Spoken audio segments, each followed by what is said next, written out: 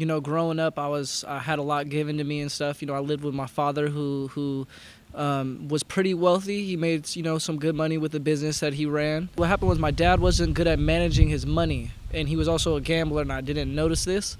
So, because, you know, being young, and basically what happened was my dad lost everything. He kind of hit a midlife crisis, and yeah, that's pretty much how I started being homeless. I haven't been on the street as in sleeping on the street. I've stayed at friends' houses, but I haven't had my own house and or apartment. And what the problem is just things are expensive out here, and a lot of these people that live out here have an income from a family member, or they get help from their family.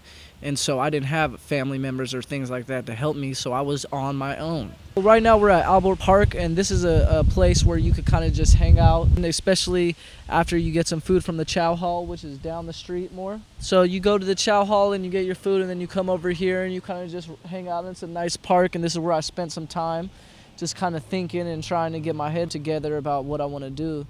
As an adult, I'm 21 now, I kind of didn't get in trouble until, you know, I was kind of staying on the streets, not sleeping on the streets, but I didn't have you know, homeless, staying friends of friends' houses, and I was drinking with some people, and they had turned on me, and I, you know, used some pepper spray. Cops got into it. It was kind of messy. That's going to be the problem, is having those misdemeanors on my record, because now job applications, they do ask if you have been convicted of anything.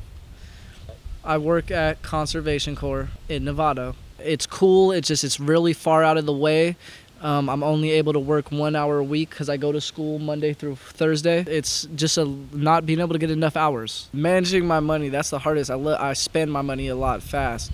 You know, not on like things I don't need, on things I need, but well, I would say, you know, like eating out a lot, because I didn't have a place to put groceries or things like that, so I tend to eat out. The way I get by is from financial aid from school, college I'm in. And basically, you go full-time, you could get grants. I'm smart. I know all the grants I could get. I also take out loan school money, too, because I'm serious about what I want to do. And so that is the main source of income. And it's going to end, too. Like, that's the problem, is I've got to find a way for when the financial aid isn't there, how to stay afloat, because I also rent out a room, and so that's going to be the problem. Well, I'm trying to do the nursing program. I'm trying to get into the nursing program, which you got to do a lot of prereq. And so biology is one of those prereqs. And so being this is my first period, my first class, I have it in the first folder, or the first divider, and you know, I got my, you know, some notes, and then I got my biology observation questions, because we have a museum where we got to answer questions. I see my future going good. I've never been more on top of things than now. Main problem was I never really did drugs, but I smoked weed, and that kind of just made me lazy.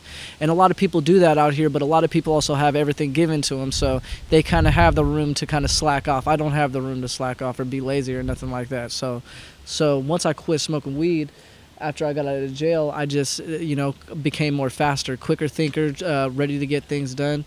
And so I think I'm going to get everything I want to get, which is I want to get my job in nursing. I want to get a certificate in solar power installation. I want to have a steady income and be able not to worry about paying rent. And so I see everything going good.